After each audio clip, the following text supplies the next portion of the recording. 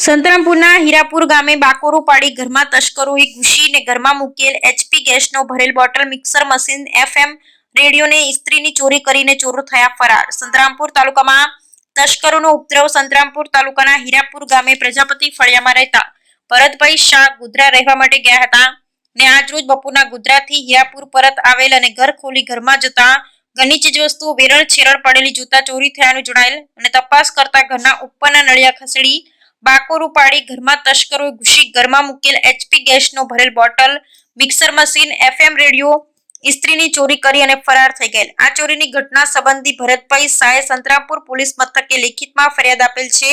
સંતરામપુર તાલુકા ગ્રામ્ય વિસ્તારમાં તસ્કર ટોળકી બંધ મકાનોને નિશાન બનાવી ઘરફોડ ચોરીઓ કરવાનો કસબ અજમાવી ગ્રામજનોની ઊંઘ હરામ કરી રહેલ હોય. નાઇટ પોલીસ પેટ્રોલિંગ કડક બનાવી હીરાપુરમાં થયેલ ચોરીનો ભેદ ઉકેલી તસ્કરોને પકડવા માટે સક્રિયતા દાખવી જરૂરી કાર્યવાહી ત્વરિત કરે તેમ ગ્રામજનો ઈચ્છી રહ્યા છે.